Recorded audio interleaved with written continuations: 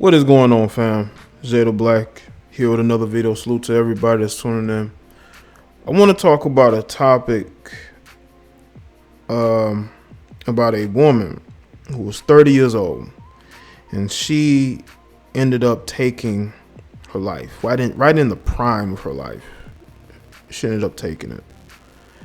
Now, this story was sent to me, I believe, last night, maybe even this morning. But the actual story was first made in 2015. Actually, February of 2015 is what was posted to metro.co.uk. And I'm surprised I haven't heard about this until now. But I decided to speak on it. And you let me know what you think in the comment section below. And make sure y'all like this video so a lot of other people can see it as well. Okay? That's very important.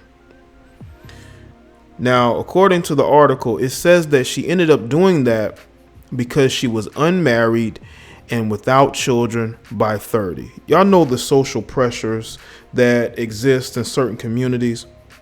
You see, it's very normal in the black community to have women who are unwed by 30, who have multiple children by 30, and that's basically their life, is being single.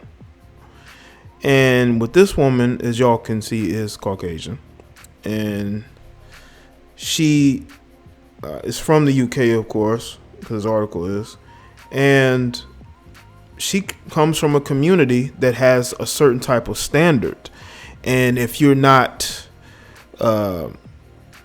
fit or you're not at that certain standard, you're gonna kind of be ostracized. You may even be made fun of. All right. Now, according to this article, a fantastic woman took her own life after struggling with the fact that she was unwed and had no children by the age of 30. Hospital administrator Rachel Gow, 29, of Hastelingden, Lancashire, thought she was not where she should be in life and felt other members of her family were doing better than her.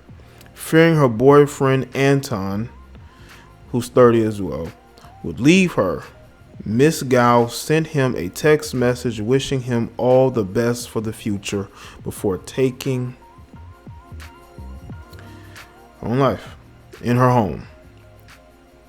Now, Anton, who had been visiting a friend, later found Miss Gow, but she died despite attempts by him to revive her. An inquest was told Miss Gow was an outgoing, adventurous, and loving young woman. But Miss Gow's problems began in 2011 after her mother, Connie, a primary school teacher, had died from cancer aged 66 in 2011. A statement heard in court read, following the passing of her mother, Rachel had a period of independence. She met Anton and they were both extremely happy. He moved in. They had lots in common. She did have 3 breakups before her relationship with Anton, and her greatest wish was to settle down, start a relationship, and get married.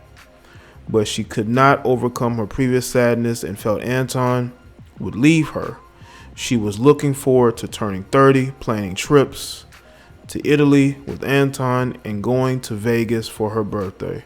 She was saving money every month, but the relationship became unstable and they tried to make it work. Ms. Gow, who was due to celebrate her 30th birthday in January this year, went to see a psychologist in September of 2014. Anton added, there had been nothing significant at the time except the anniversary of her mother's passing, also along with her 30th birthday and mine. These were all the things that troubled her. She felt she was not where she should be in life. She said she felt that she would be married with children and that her siblings were doing better than her, and added this was something she struggled with. Rachel had spoken to me about the fact that she had researched suicide techniques. Now that's troubling. Whenever you hear your significant other tell you that, that's an automatic, something needs to be done. Therapy, you got to watch her around the clock. Make sure that she is not by herself, in a bad state mentally. And there are a lot of women like this. I said this, and I was half-heartedly joking. I said that most women are most women are lonely these days. Even the women in relationships are lonely mentally, because they're constantly measuring themselves to other people when they should be focused on building their lives up. Now, she may have had psychological issues way before she even met her boyfriend, well before her mother's passing. There may have been some underlying issues there, because what it seems to me is that she was constantly comparing herself to her siblings and how they were doing in life. Sometimes you can't do that. Sometimes a lot of times you should really just focus on what you're doing. But it seemed like that was a very competitive family, and she felt like she wasn't keeping up. But again, this is why therapy is needed. There are a lot of people who I can tell need therapy. Something is going on with them. Something is not right there. And something is not right in the situation with her.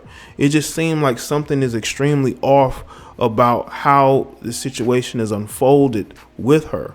The fact that she had 3 previous breakups. Now, there's no mention yet of how those breakups went and what happened. But obviously, she carried those insecurities onto the new relationship that she had. I was not sure how serious she was about it, because she always said things in the heat of the moment. On the morning we're passing in November last year, she had taken a disliking to a text message she saw on her boyfriend's phone. Coroner Richard Taylor said, "We have a girl who is severely troubled by a number of aspects of her life. As I understand it, she was having a slightly more positive year because of a new employment, but she clearly had difficulties, and at some stage she purchased the items in which she used to aid in her taking her own life.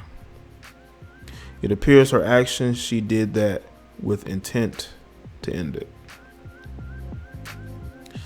This is crazy. I know this story is about almost 4 years old, but it holds true today, because there are probably other stories like this that I haven't even seen yet.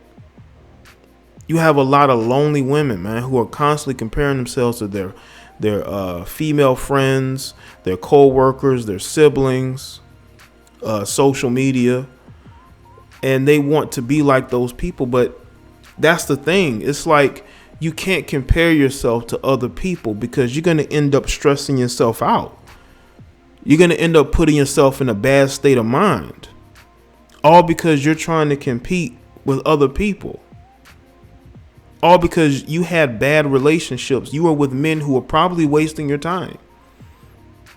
And I think that her mother passing, it took a huge toll on her. I believe it took a huge toll on her. And also the fact that she was with this guy for about 3 years. He moved in with her, and she still hadn't been married, and she still didn't have any children. I think that also played a part into it as well. You're with this guy for a couple of years, and there's no progress in anything long term.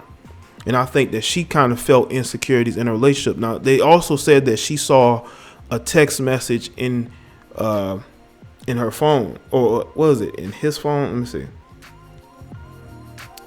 I think she saw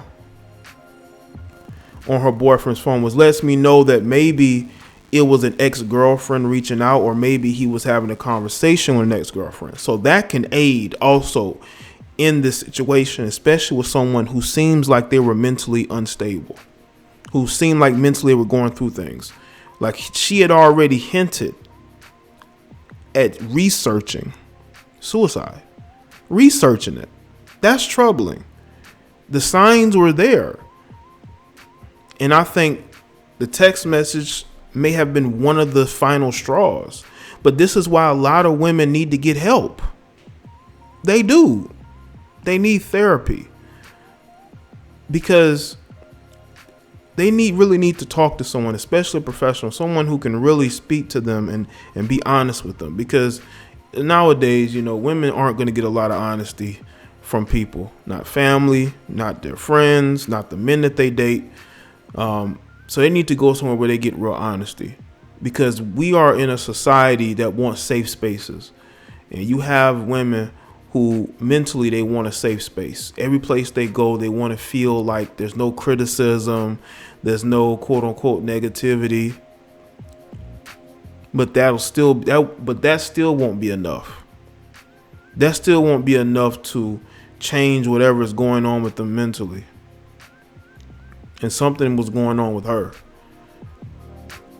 Something was going on that pushed her to where she felt like she had no choice but to do what she did.